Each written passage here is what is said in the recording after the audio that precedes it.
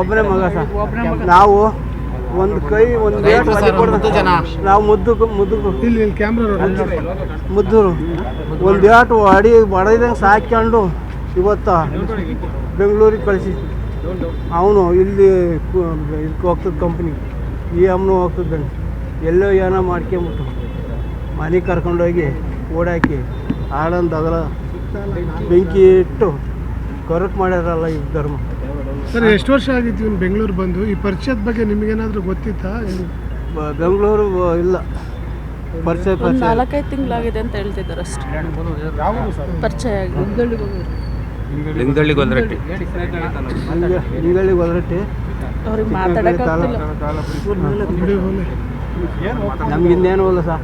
ನಮ್ಮ ಮಾತು ಏನು ಶಿಕ್ಷೆ ಕೊಟ್ಟಾಳ ಆ ಥರ ಆಗ್ಬೇಕು. ಸಿದ್ದರಾಮಯ್ಯ ಸರ್ಕಾರ ಐತೆ ಅನ್ನಂಗಿದ್ರೆ ಆ ಥರ ಆಗ್ಬೇಕು. ಇಲ್ಲ ಸತ್ತೋಯ್ತು ಗೌರ್ಮೆಂಟ್ ಅನ್ನಂಗಿದ್ರೆ ಗೃಹ ಸಚಿವರು ಬಂದು ಸಿಒಡಿ ತನಿಖೆಗೆ ಹಾಕ್ಬೇಕು. ನಮಗೆ ಅಲ್ಲಿ ಸ್ಟೇಷನ್ನಿಂದ ಫೋನ್ ಮಾಡಿದ್ರು. ನಾವು ಹಸಿನಾಗ ಹಾಲು ಕರೀತೀವಿ. ಕಿರಣ್ ಅವಾಗ ನಾವು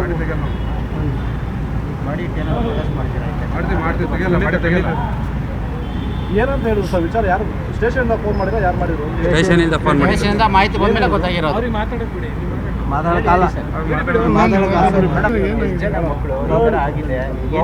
ಒಬ್ಬನೇ ಮಗ ಸರ್.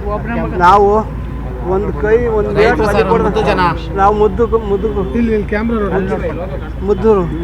ಒಂದು ಏಟು ಹೊಡೆದಂಗೆ ಸಾಕೊಂಡು ಇವತ್ತ ಬೆಂಗಳೂರಿಗೆ ಕಳಿಸಿ ಅವನು ಇಲ್ಲಿ ಇದಕ್ಕೆ ಹೋಗ್ತದೆ ಕಂಪ್ನಿ ಅವನು ಹೋಗ್ತದ್ದಾನೆ ಎಲ್ಲೋ ಏನೋ ಮಾಡ್ಕೊಂಬಿಟ್ಟು ಮನೆಗೆ ಕರ್ಕೊಂಡೋಗಿ ಓಡಾಕಿ ಆಡಂದು ಅದರ ಬೆಂಕಿ ಇಟ್ಟು ಕರಕ್ ಮಾಡ್ಯಾರಲ್ಲ ಈ ಧರ್ಮ. ಸರ್ ಎಷ್ಟು ವರ್ಷ ಆಗಿತ್ತು ಇವ್ನು ಬೆಂಗಳೂರು ಬಂದು? ಈ ಪರಿಚಯದ ಬಗ್ಗೆ ನಿಮಗೇನಾದರೂ ಗೊತ್ತಿತ್ತಾ? ಬೆಂಗಳೂರು ಇಲ್ಲ ಪರಿಚಯ 4-5 ತಿಂಗಳಾಗಿದೆ ಅಂತ ಹೇಳ್ತಿದ್ದಾರೆ ಅಷ್ಟೇ. ಪರಿಚಯ ಲಿಂಗದಳ್ಳಿ ಗೊಲ್ರಟ್ಟಿ ಅವ್ರಿಗೆ ಮಾತಾಡೋಕ್ಕಾಗ್ತಿಲ್ಲ. ನಮ್ಗೆ ಇನ್ನೇನು ಇಲ್ಲ ಸರ್. ನಮ್ಮ ಮಾತು ಏನು ಶಿಕ್ಷೆ ಕೊಟ್ಟಾಳ ಆ ಥರ ಆಗ್ಬೇಕು. ಸಿದ್ದರಾಮಯ್ಯ ಸರ್ಕಾರ ಐತೆ ಅನ್ನಂಗಿದ್ರೆ ಆ ಥರ ಆಗ್ಬೇಕು. ಇಲ್ಲ ಸತ್ತೋಯ್ತು ಗೌರ್ಮೆಂಟ್ ಅನ್ನಂಗಿದ್ರೆ ಗೃಹ ಸಚಿವರು ಬಂದು ಸಿಒಡಿ ತನಿಖೆಗೆ ಹಾಕ್ಬೇಕು. ನಮಗೆ ಅಲ್ಲಿ ಸ್ಟೇಷನ್ನಿಂದ ಫೋನ್ ಮಾಡಿದ್ರು. ನಾವು ಹಸಿನಾಗ ಹಾಲು ಕರೀತೀವಿ. ಕಿರಣ್ ಅವಾಗ ನಾವು